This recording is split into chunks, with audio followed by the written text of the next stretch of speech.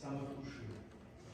Tout est accompli. Donc, je peux rentrer dans le repos, retrouver la relation avec Dieu qui avait été perdue dans leur vie. Quel prix! L'agneau sans défaut qui a été sacrifié, c'est Christ. Et puis, justement, un coup qui a été sacrifié, il a acquis une victoire. Il s'est assis à la droite du Père, dans les cieux célestes. Il est devenu le souverain sacrificateur. Lui qui a été sacrifié est devenu le souverain sacrificateur. C'est la victoire. Puis il a fait de nous quelque chose également. Et puis, on est dans une étude présentement, une série d'études sur l'autorité du croyant. Et puis, sur l'autorité du croyant, on voit que l'autorité qu'on a reçue, c'est ce que nous sommes devenus en Jésus-Christ, qui doit être mis en application également. Et puis, quand on lit la liste des dons qui nous a été donnés par Dieu pour le mettre au service des uns des autres, par exemple dans 1 Corinthiens 12, on voit toute la liste des choses. Puis on se demande, oui, mais moi, là, c'est quoi mon don? Puis on dit, oui, mais toi, tu es un évangéliste, l'autre, tu es un pasteur, l'autre, il y a différents dons, différentes manières d'organiser les choses. Puis on peut se poser la question, oui, mais c'est quoi mon don? Qu'est-ce que je peux faire? Et puis, il y a un mot dans la Bible, que Jésus a fait quelque chose de nous, puis il est là le mot, des sacrificateurs. Dieu a fait de nous, de chacun de nous, des sacrificateurs. Mais ça fait quoi un sacrificateur? Ça fait quoi un sacrificateur? Ça offre des sacrifices, toutes sortes de sacrifices. Mais premièrement, le sacrificateur doit premièrement, lui, s'approcher de Dieu. Puis offrir des sacrifices pour lui. Mais nous, c'était déjà fait, cette chose-là. On doit s'approcher de Dieu. Mais l'autorité du croyant, ça nous donne l'autorité d'embarquer dans quelque chose qui n'était pas permis à personne avant. Et on va voir 2-3 passages qui nous parlent de cette position de sacrificateur dans Apocalypse 1, 5 et 6. Il dit, de la part de Jésus-Christ, le témoin fidèle, le premier-né des morts et le prince des rois de la terre, à celui qui nous a aimés et qui nous a délivrés de nos péchés par son sang et qui a fait de nous un royaume des sacrificateurs, c'est-à-dire des prêtres, dans 2 21, pour Dieu, son Père. À lui soit la gloire et la puissance au siècle et des siècles. Il a fait de nous un royaume, mais il a fait aussi de nous des sacrificateurs. Oui, c'est dans l'Apocalypse, c'est quand on va être au ciel. Non, c'est pas juste quand on va être au ciel. On va voir avec d'autres passages. On le voit premièrement dans l'Apocalypse 1, mais on le voit aussi dans l'Apocalypse 5, 9 à 10. Il chantait un cantique nouveau en disant, « Tu es digne de prendre le livre et d'en ouvrir les sceaux. Car tu as été immolé, tu as racheté pour Dieu, par ton sang, des hommes de toute tribu, de toute langue, de tout peuple et de toute nation. Tu as fait d'eux un royaume et des sacrificateurs pour notre Dieu, et ils régneront sur la terre. » Ici, on voit que c'est quand que le retour du Seigneur, le 1000 ans qu'on va dépasser, on va être des sacrificateurs. Mais déjà, dans Pierre, il nous dit un peu la même chose. 1 Pierre 2, 4 à 5, il nous dit « Approchez-vous de lui, pierre vivante, rejetée par les hommes, mais choisie et précieuse devant Dieu. Et vous-même, comme des pierres vivantes, édifiez-vous pour former une maison spirituelle, un saint sacerdoce, afin d'offrir des victimes spirituelles agréables à Dieu par Jésus-Christ. » Déjà, on a commencé à régner. Déjà, on est déjà rentré dans notre ministère de sacrificateur. Puis ici, il nous dit d'offrir des victimes spirituelles. Et il nous dit ici qu'on est dans un saint sacerdoce. C'est quelque chose, un sacerdoce, c'est une prêtrise. Il a fait de nous des prêtres. Okay? Mais ce n'est pas la première fois que cette chose-là est dit. Elle est dit aussi à Israël. Elle avait déjà été dit à Israël, cette chose-là. Dans Exode 19, 5 à 6. Maintenant, si vous écoutez ma voix, et si vous gardez mon alliance, vous m'appartiendrez entre tous les peuples. Car toute la terre est à moi. Vous serez pour moi un royaume de sacrificateurs, une nation sainte. Voilà les paroles que tu diras aux enfants d'Israël. Donc on voit que même Israël, qui faisait partie d'un peuple, avait un mandat. Puis Dieu a fait d'eux un royaume, mais il a fait d'eux aussi un sacrificateur, des sacrificateurs, pour donner gloire au Père. Il y avait la tribu de Lévi, une tribu qui était choisie, qui était mise à part pour faire le service des offrandes, tout ça. Mais le peuple également devait participer à faire le sacrifice, un culte à Dieu, un culte qui lui soit agréable. Puis c'est exactement la même chose qu'il nous est demandé à nous, de lui offrir des sacrifices. Mais maintenant, on ne peut pas offrir des sacrifices comme l'Ancienne Alliance, on ne peut pas commencer à tuer des agneaux, des chèvres, tout ça. C'est déjà fait. Jésus a été sacrifié une fois pour toutes. On n'a plus à offrir des sacrifices. Pourtant, il nous demande d'offrir des sacrifices. Il nous demande de se donner. La première fonction d'un sacrificateur, comme on a dit tantôt, c'est de s'approcher de Dieu. Hein? On doit s'approcher de Dieu. Puis cette autorité qui a été donnée, elle a été donnée par le sang de Christ, justement, qui nous a été fait. Dans Hébreux 10, 19 à 22, ainsi donc, puisque nous avons au moyen du sang de Jésus une libre entrée dans le sanctuaire par la route nouvelle et vivante, qu'il a inaugurée pour nous à travers le voile, c'est-à-dire de sa chair. Et puisque nous avons un souverain sacrificateur établi sur la maison de Dieu, approchons-nous avec un cœur sincère, dans la plénitude de la foi, le cœur purifié d'une mauvaise conscience et le corps lavé d'un eau pure. Le libre entrée a été payé, puis a été payé pour ceux qui font partie de son alliance. Quand on dit qu'on fait partie de l'alliance de Dieu, c'est tout un privilège. Il n'y a pas d'autre. Comme Israël était le seul pour être au service du Seigneur, l'Église est la seule identité, le seul groupe qui peut offrir des sacrifices maintenant. C'est le seul qui peut s'approcher de Dieu, comme dans le temple, c'était le souverain, c'est même pas les sacrificateurs, c'était le souverain sacrificateur qui pouvait s'approcher. Aujourd'hui, ce voile est ouvert et cette responsabilité, cet honneur, ce privilège, cette autorité a été donnée à chaque enfant de Dieu. Imaginez-vous, avant d'aller dans la présence de Dieu, faire tout ce que les Lévites devaient faire. C'est épeurant. Aujourd'hui, non, tu fais juste fermer tes yeux, même pas, tu dis, Seigneur, tu es déjà dans la présence de Dieu. Tu fais juste être 2, 3 en son nom, puis il est déjà au milieu de nous. Quel privilège! C'est quelque chose que Dieu nous a donné en Jésus-Christ.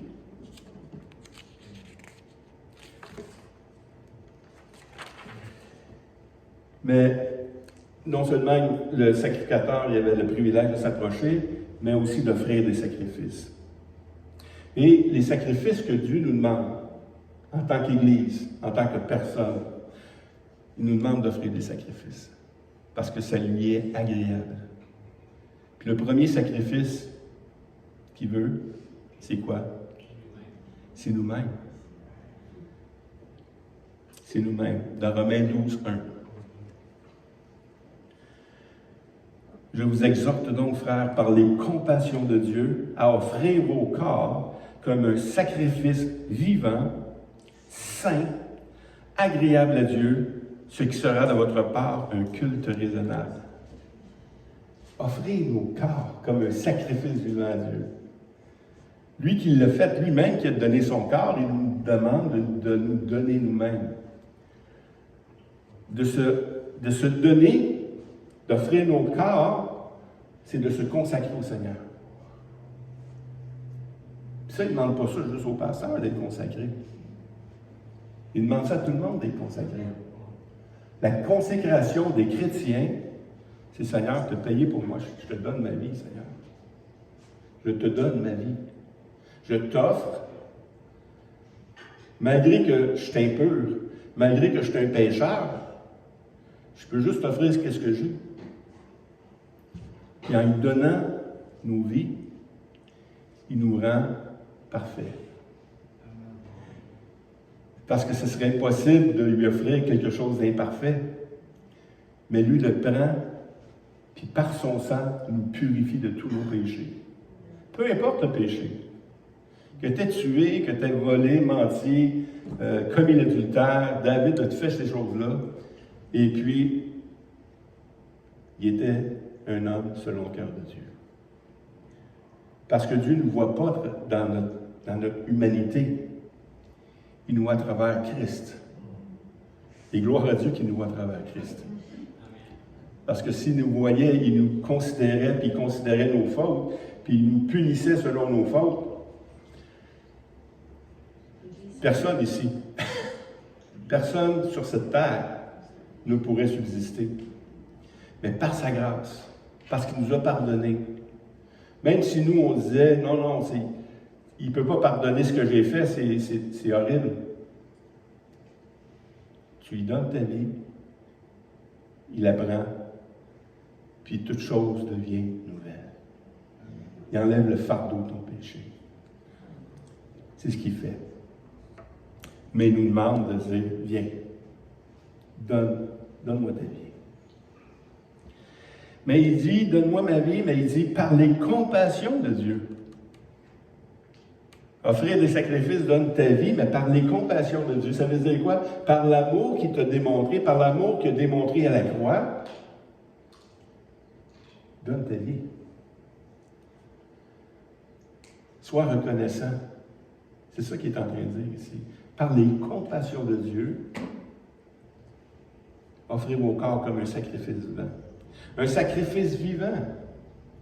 C'est-à-dire que de mort que tu étais, il t'a donné la vie. Maintenant, sers-le. Mets-toi au service du Seigneur. Un sacrifice vivant, mais un sacrifice saint aussi. Garde-toi du péché. En te gardant du péché, tu deviens un sacrifice saint également. Mais seulement par lui, on est capable d'accomplir ça. C'est sa volonté également. C'est dans son désir, c'est dans son plan qu'on n'est pas capable par nous-mêmes, à cause de notre nature. Mais en Jésus-Christ, c'est autre chose. En Jésus-Christ, c'est toute autre chose. Dans dans 2 Corinthiens 5, parce que c'est par ses compassions qu'on se donne, car l'amour de Christ nous presse, parce que nous estimons que si un seul est mort pour tous, tous donc sont morts, et qu'il est mort pour tous, afin que ceux qui vivent ne vivent plus pour eux-mêmes, mais pour celui qui est mort et ressuscité pour eux. Wow! Car l'amour de Christ nous presse. C'est son amour. Si vous n'êtes pas touché par son amour, je pense que vous n'êtes pas vivant. Parce que l'amour de Christ est tellement puissant, puis tellement immérité de notre part. Et c'est cet amour-là qui doit être. Dans Éphésiens 5, 1-2, il dit « Devenez donc les imitateurs de Dieu comme des enfants bien-aimés et marchez dans la charité, c'est-à-dire l'amour, à l'exemple de Christ qui nous a aimés et qui s'est livré lui-même à Dieu, pour nous comme une offrande et un sacrifice de bonne odeur. » Lui-même, quand il s'est offert à Christ, il était une offrande de bonne odeur. Puis il dit, si on offre nos corps à Seigneur, on est aussi un culte qui lui est raisonnable. Wow. Dans Luc 6, 45, il dit, l'homme bon tire de bonnes choses du bon trésor de son cœur. Et le méchant tire de mauvaises choses de son mauvais trésor, car c'est de l'abondance du cœur que la bouche parle. C'est là qu'on va rentrer dans le deuxième sacrifice que Dieu nous demande de faire, c'est le sacrifice de la bouche. Il y en a qui veulent chanter. Elle dit, dis donc, t'es couché à cette heure-là d'habitude, mais c'est pas ce que je veux t'appeler. Ouais. Désolé. Pas de trouble. Dans Hébreux 13-15, il dit, par lui, offrons sans cesse à Dieu un sacrifice de louange, c'est-à-dire le fruit des lèvres qui confesse son nom. On a à offrir à Dieu un sacrifice de louange. Un sacrifice de louange qui confesse son nom. Mais il dit non seulement d'offrir un sacrifice de louange, mais il dit sans cesse. Sans cesse. C'est quelque chose qu'on doit vivre. C'est quelque chose qu'on doit être imprégné. Dans Philippiens 4.4, il dit « Réjouissez-vous toujours dans le Seigneur. » Je le répète, réjouissez-vous. Toujours. Peu importe les circonstances. Oui, il va y avoir des circonstances dans notre vie, on se dit « Seigneur, pourquoi? » Mais si on sait que Dieu est souverain, si on sait que Dieu est au contrôle de toutes choses, même si ça nous semble horrible, on peut se dire, Seigneur, à toi la gloire. Et maintenant, je peux me réjouir. Malgré les atrocités qui se passent en Ukraine, malgré les atrocités que des enfants subissent, malgré toutes choses, je peux dire merci Seigneur, parce que c'est pour un temps seulement. C'est pour un temps seulement. Bientôt, on va être enlevé, on va être avec le Seigneur, et on va pouvoir se réjouir ensemble. On peut déjà commencer à se réjouir ensemble. Et dans chaque jour de notre vie, on peut se dire, Seigneur, même quand ça va mal, tu peux dire, merci Seigneur. Merci Seigneur que tous les journées ne sont pas comme aujourd'hui, si ça va mal. Fait que déjà, tu peux encore commencer à dire, merci Seigneur. C'est-à-dire le fruit des lèvres qui confesse son nom. Confesser son nom. Il y a un psaume que j'ai retenu, puis on l'a chanté ce matin, on a chanté des chants ce matin qui confessaient son nom. Le fruit des lèvres, c'est la louange. Et puis, je me réjouissais, parce que moi, je savais ce que le Seigneur avait mis sur mon cœur. Dans le psaume 33, 1 et 4, j'ai dit, juste, réjouissez-vous en l'Éternel. La louange, si aux hommes droits, célébrez l'Éternel avec la harpe, célébrez-le sur la lutte, à discorde, chantez-lui un cantique nouveau, faites retentir vos instruments et vos voix. Car la parole de l'Éternel est droite et toutes ses œuvres s'accomplissent avec fidélité. David avait compris ce principe-là de mettre en chant des paroles qui glorifient le nom de Dieu. Et puis un des chants que nous, on chante souvent, c'est celui qui vient tout le temps en tête quand je pense à ce principe de dire des paroles qui glorifient le Seigneur, parce qu'en même temps, on prêche la parole quand on chante. Combien Dieu est grand! Combien Dieu est grand! Chantons-le combien Dieu est grand, et tous verront combien Dieu est grand. Si on chante, si on fait le fruit, on offre un sacrifice de louange à Dieu, les autres vont entendre. Ils vont entendre comment Dieu est grand. Et puis, la décision leur appartient maintenant. Mais, offrir à Dieu un sacrifice de louange, c'est-à-dire le fruit des lèvres qui confesse son nom, se traduit aussi dans d'autres choses. Le fruit des lèvres confesse son nom. 1 Pierre 2, 9 à 10. Vous, au contraire, vous êtes une race élue, un sacerdoce royal, une nation sainte, un peuple acquis. Pourquoi? Afin que vous annonciez les vertus de celui qui vous a appelé, des ténèbres à son admirable lumière. Vous, qui autrefois n'étiez pas un peuple, qui maintenant êtes le peuple de Dieu, vous qui n'aviez pas obtenu miséricorde et que maintenant vous avez obtenu miséricorde.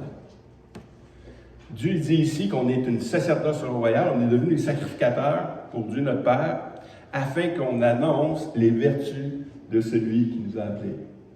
Non seulement on va le chanter, on va prêcher la parole de Dieu. On va prêcher l'Évangile.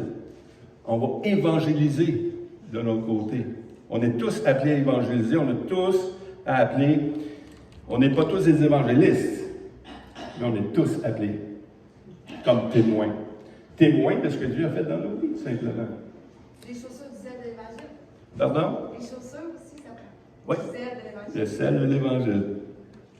On est appelés à être des évangélistes. Dans Romains 10, 14 à 15, il dit « Comment donc invoqueront-ils celui en qui ils n'ont pas cru? Et comment croiront-ils en celui qui n'ont pas entendu parler? Et comment en entendront-ils parler s'il n'y a personne qui prêche? Et comment y a-t-il des prédicateurs s'ils ne sont pas envoyés, selon qu'il est écrit, qu'ils sont beaux les pieds de ceux qui annoncent la paix, de ceux qui annoncent la bonne nouvelle? » C'est par la prédication de la parole.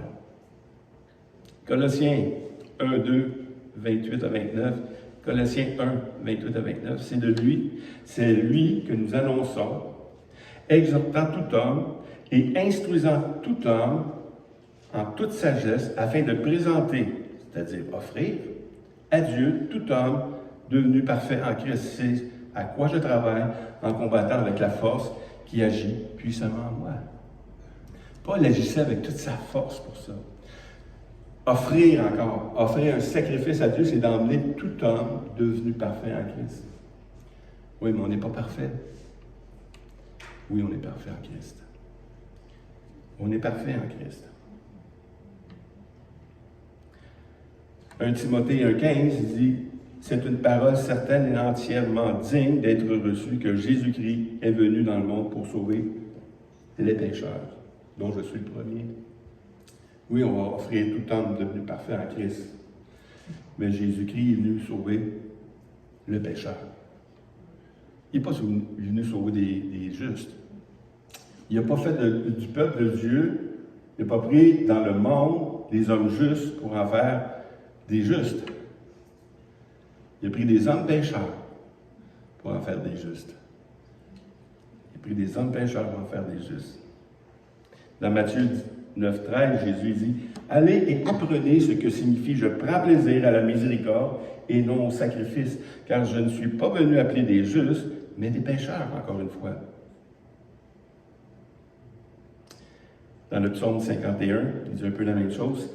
« Si tu eusses voulu des sacrifices, je t'en aurais offert. Mais tu ne prends point plaisir aux holocaustes, c'est-à-dire aux animaux. Les sacrifices qui sont agréables à Dieu, c'est un esprit brisé, ô Dieu. Tu ne dédaignes pas un cœur brisé et contrit. » Quand on s'approche de Dieu, puis on voit l'amour que Dieu nous a manifesté, puis on voit comment on agit, même en tant que chrétien souvent. On a honte. On ne veut pas s'approcher de Dieu. Mais justement, puisque tu as honte de ce que tu as fait, c'est ça que Dieu aime. Dieu, il te reçoit comme une odeur agréable. Puis il dit plus que ça. Dans Luc 15, 7, il dit « De même, je vous dis, il y aura de la joie dans le ciel pour un seul pécheur qui se repent que pour 99 justes qui n'ont pas besoin de repentance. » Donc, la joie dans le ciel vient de quand un pécheur reconnaît qu'il est perdu. Puis quand je reconnais que je suis perdu, bien, il y a une solution qui est agréable, c'est le sacrifice de Christ à la croix, qui est mort pour nos péchés. Comme on a lu, comme on a vu avec la Sainte Seine, comme on voit toutes ces choses-là, il le fait. Il y a d'autres sacrifices maintenant qu'on peut accomplir, un coup qu'on a été racheté. Dans Jacques, on va finir ces 3 versets-là rapidement. La religion pure et sans tache devant Dieu, notre Père, consiste à visiter les orphelins et les veuves dans leur affliction et se préserver des souillures du monde. 2 choses. Dieu aime. Quand un malheureux crie, l'Éternel entend. Et la religion pure et sans tache, justement, consiste à visiter ces gens qui souffrent. La veuve, l'orphelin. Et il nous demande une autre chose, c'est de nous préserver des souillures du monde. C'est quelque chose, une religion qui est pure et sans tache.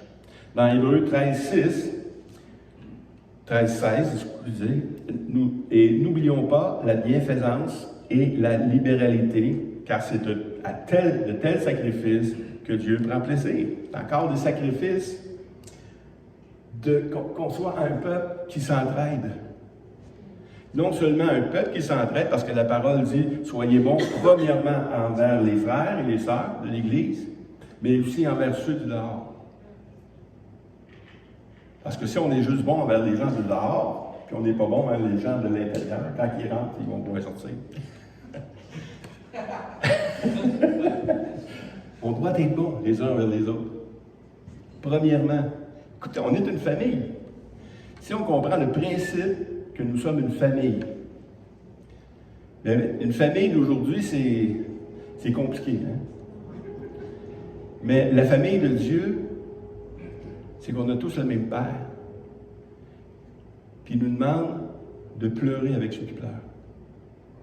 Et de se réjouir avec ceux qui se réjouissent. Ça, c'est une famille.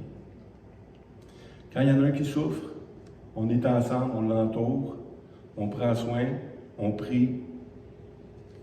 Puis ça, c'est quelque chose qui plaît à Dieu. Et le dernier, Philippiens 4:18.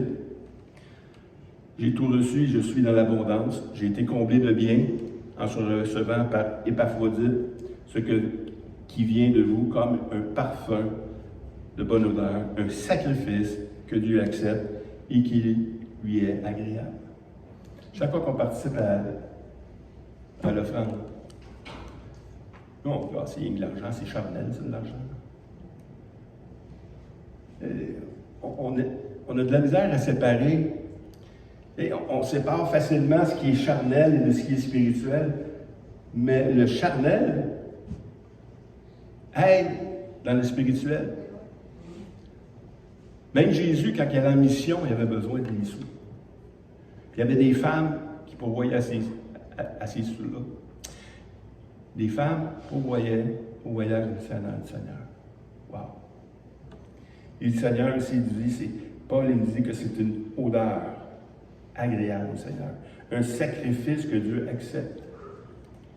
C'est un des sacrifices. Il y en a d'autres dans la Bible. On va arrêter ici parce qu'on ne veut pas dépasser trop l'heure non plus. Mais comprenez que dans le contexte de l'autorité du croyant, c'est que seulement celui qui est sauvé qui peut plaire à Dieu. Parce qu'il a reconnu qu'il est un pécheur. Donc, il ne fait pas de lui-même. Il ne fait pas à cause de ses bontés. Il nous donne des dons. Il fait toutes sortes de choses par grâce. Il l'a commencé par grâce, puis il va toujours le faire par la grâce. Merci Seigneur pour ta grâce. Tu nous as bénis tellement. Tu as tellement pris soin de nous. Il fait toutes choses excellentes. Et toutes choses concourent au bien de ceux qui aiment Dieu. Quand on reconnaît ces choses-là, on va commencer à s'approcher de Dieu avec un cœur reconnaissant. Et non seulement on va s'approcher de Dieu avec un cœur reconnaissant, on va y offrir toutes nos louanges, parce qu'elle lui seule est digne de recevoir.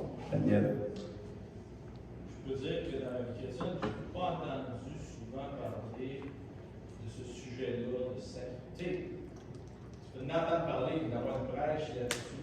Je trouvais ça très intéressant. J'avais une question, tu disais qu'il y avait d'autres personnes par rapport au sacrificateur. J'ai sorti les principaux, là, mais les tâches du sacrificateur, c'est surtout des tâches de sacrifice d'animaux, puis ces choses-là. Tu reviens-tu là-dessus?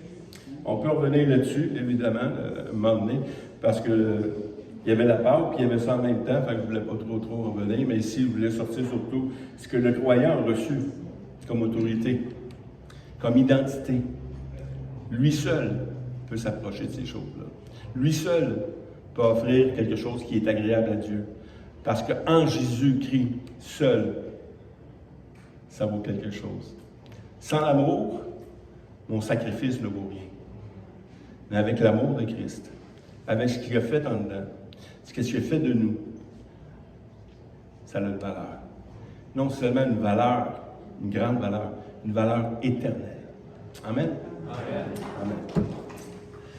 Seigneur Dieu, merci pour ta parole, merci pour les sacrifices, Seigneur Dieu, les manières dont chacun de nous, on peut te servir. On peut s'approcher de toi, on peut t'appeler même Papa, Seigneur.